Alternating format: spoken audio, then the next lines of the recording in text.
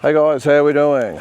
Welcome to Walking Boxing, Sunday, January the 12th, 2025. Can you believe we're almost halfway through January already? It seems like yesterday was Christmas and New Year's. I always find the first month, I think, goes really quickly. So January is always lightning quick, and then we sort of settle down as the year goes on, don't we? But especially as we get older, that's for sure. The years go by quickly. But anyway, the big news yesterday, of course, Sam Goodman out of his fight with Noah Inoue, and geez, I just struggling to get my head around what would be going through the mind of Sam Goodman. I saw the picture yesterday when it was announced, and it was a bad cut, a lot worse than the first one, and the look of absolute devastation on Sam's face, it was just tragic. And look, whether you think he's got a chance or you don't or whatever, it is absolutely tragic and devastating no matter how you look at it. And again, just looking at Sam's face, it was almost like he'd been told a loved one had passed away or something. It was just shocking. But now apparently it was his last spar again before going. Of course, happened in the last spar, a month or so ago. But while the last one was more of just a little cut, just enough to put it off. This is probably what was the worst thing about that cut. It was just bad enough to call it off. Had it been just a fraction smaller, maybe they might have been able to sew it. They get the inside stitches for a little bit, then they put the I'm not a cut man, by the way, but they put some sticky stuff on it and seals it, whatever it might be. But anyway, but the cut yesterday was a bad one, really bad one that'll probably keep him out for a while, for an extended time. And I think there was actually talk yesterday that he would be going straight in for plastic surgery. That's how bad it was, and not just because of the cut being bad. It was obviously it's to stop it happening again down the track once it does heal. But you've just got to wonder, now what for Sam Goodman? And I know he's still, I was just going to say, I know he's still ranked as the mandatory challenger, but that's not in fact the case. Apparently, now this was refuted by Ben Kilty, the IBF delegate I did see yesterday on social media, but apparently the IBF have taken Sam off as the mandatory challenger, and this next fight, apparently his name is Jae Jun Kim, I think his name is. I don't really know much about him. He's a Mike Altamura fighter, so Mike, weaving his magic once again, had this guy on standby for this fight. But from what I read, Sam would be, sorry guys, I just had a fly land on my face. Sam would be taken away as the IBF mandatory, and this would actually fulfill Inoue's obligations as his mandatory. Now, again, this could change, but this is just what I'm reading yesterday. So if the whole thing about Sam just waiting and just getting his chance later in the year as the mandatory, as far as the IBF goes, that apparently has now vanished. So we'll just see. But I don't think it's just the fact that he's lost his opportunity this time and the mandatory rankings, all that sort of stuff. It doesn't really matter. The facts is that he might have missed the boat, and as direct as that might sound, it could be fact, because Inoue will defend obviously against Kim. He may then have a voluntary.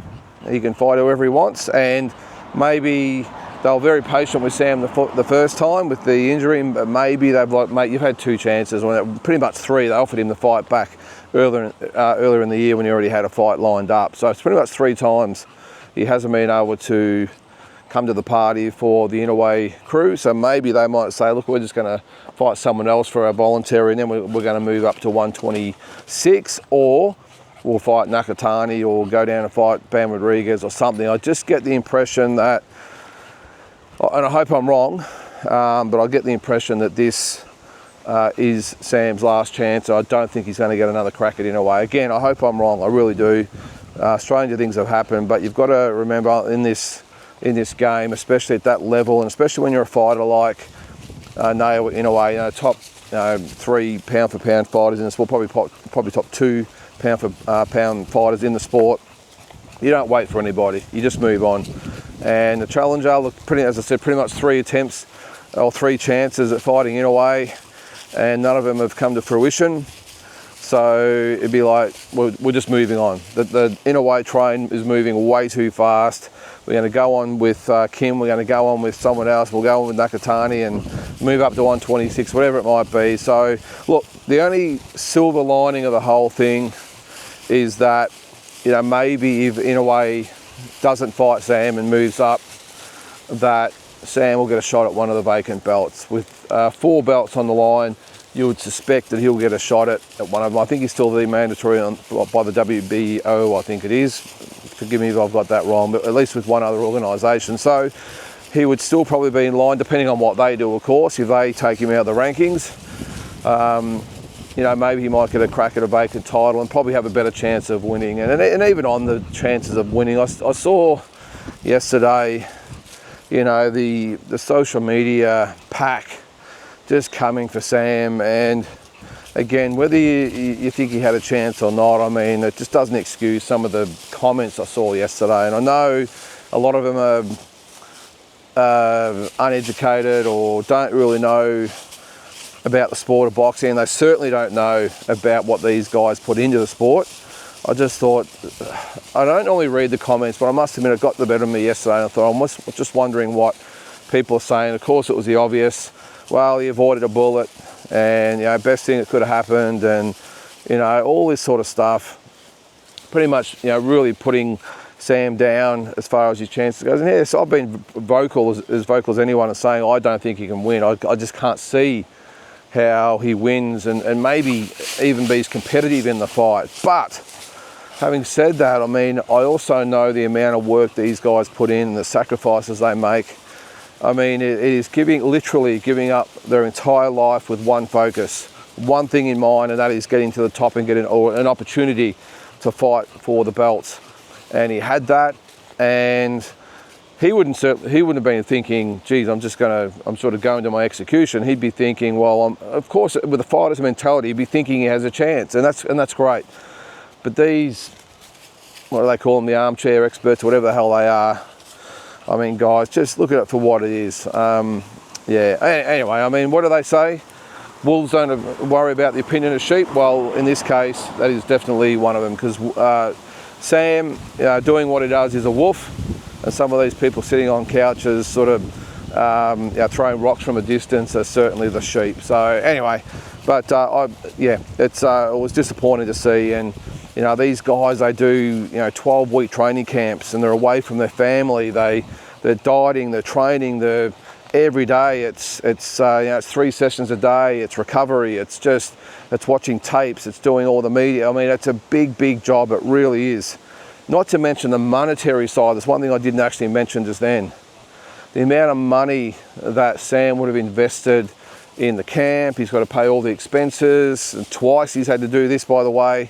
Now, no doubt he would have probably got a purse probably in the millions for the Inouye fight. Now, at least for the meantime, that is gone. So he's still stuck with all the expenses and hasn't got a payday to show for it. It's just, these are the ramifications you see that those idiots on the couch don't see. Well, whatever, it's all over, big deal, dodged a bullet, move on. I just don't like to see it. But anyway, that's just my 2 cents. But that's for Sam. Look, this is going to be a real hard time for him. I shudder to think what he'd be thinking today.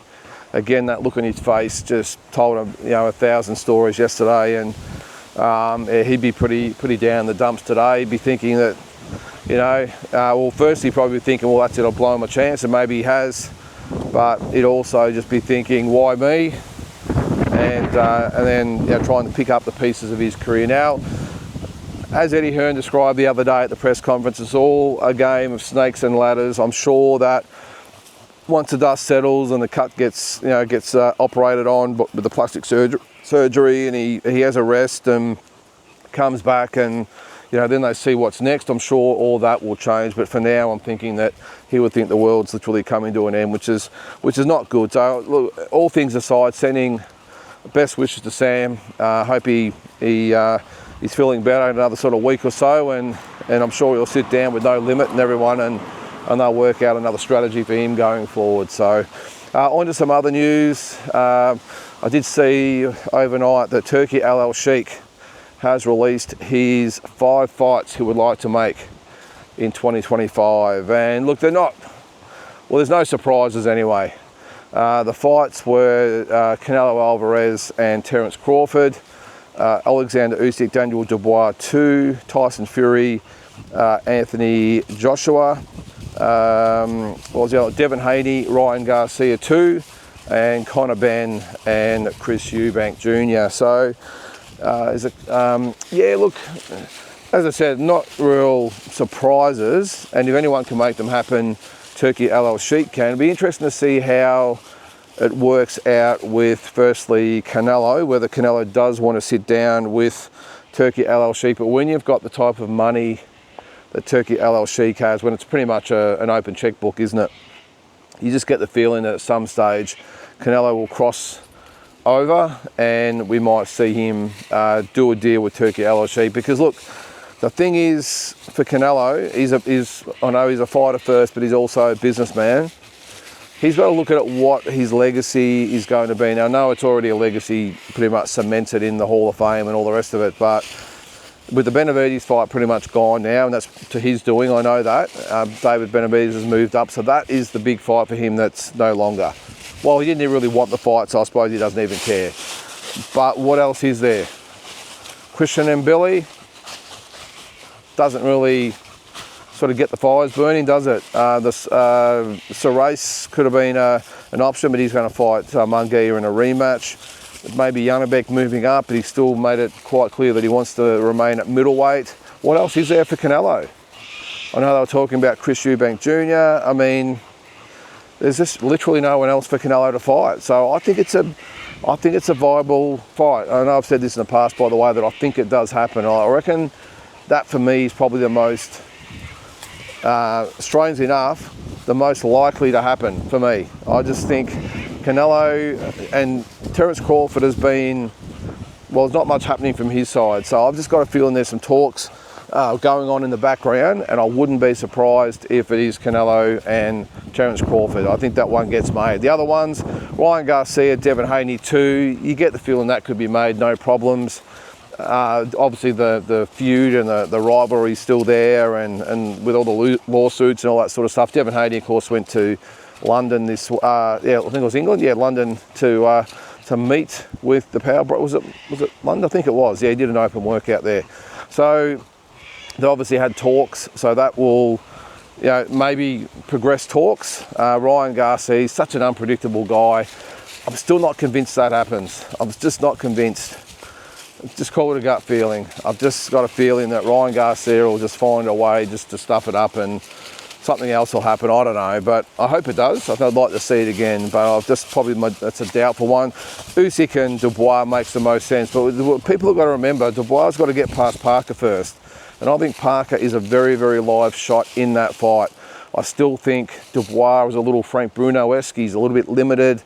And I just think Parker has the tools to maybe expose some of those limitations. And I just think that he's a chance for an upset. Now, if all things go according to plan, of course, Usyk gets the win and he moves on. If Dubois gets the win, he moves on, and Usyk, and the fight with Usyk's there, I don't think it'll be any different. I really don't. I think Dubois maybe has improved a little bit since they first fought. But I've just got a feeling that Usyk, as always, will just find a way. I don't know. And can Usyk get up for the fight? He's already beaten this guy. And this is not a massive fight like the Fury and Joshua fights were. Still obviously massive, but is he going to be able to get up for it? Did he watch last week's fight with Jai Pataya and David Anyika and say, no, this is probably more of a challenge? I don't know, but yeah, I've still got an asterisk beside Dubois and Usyk, mainly because of whether Usyk really wants to fight Dubois again. Maybe he will. Maybe he'll have a bit of time off and say, okay, well, that's the biggest fight out there. Let's unify the belts again.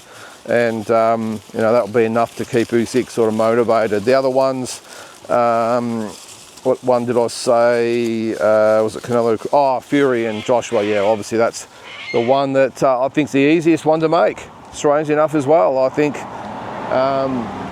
whether it'll happen or not is another thing, because the negotiations have got to happen first. Now, even though both are coming off losses, both are going to want to be, you would think, the A side. I'm just hoping that if this fight does sort of get brought up and both guys sit at the table, that they're open-minded and realise that, look guys, this is probably our last big payday. Of course, unless they fight each other again.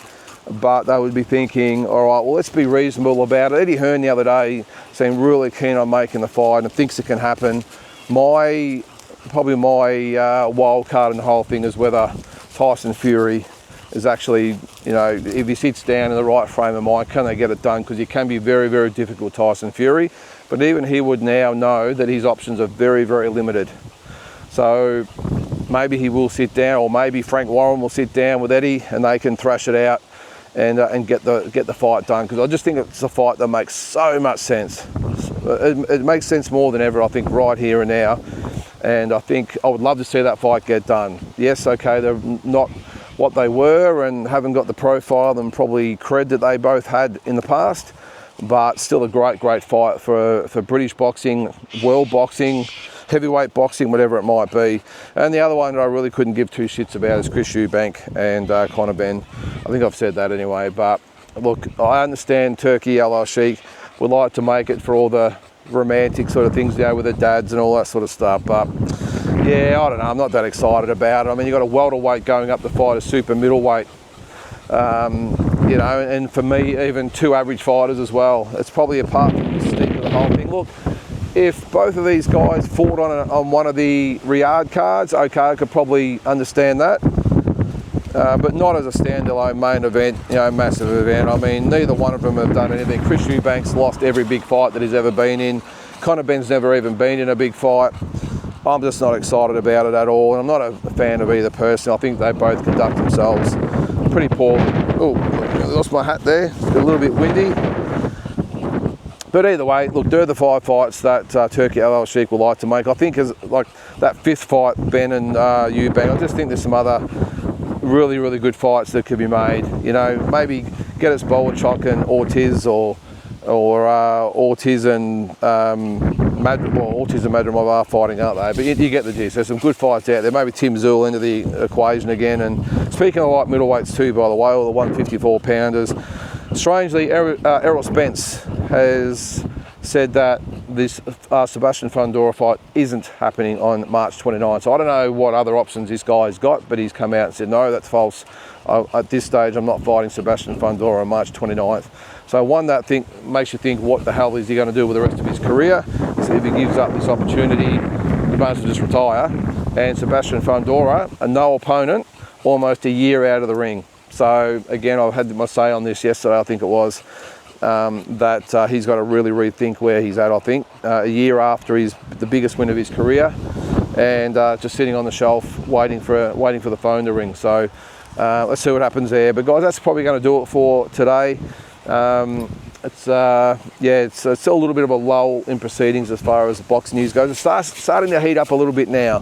They've all had their Christmas holidays, and obviously Turki Al Sheikh is ready to go. Hence why he released those 5 fights, and hopefully we'll get the ball rolling soon. But anyway, we will speak more about that in future episodes. Guys, have a great Sunday, and we will catch you tomorrow.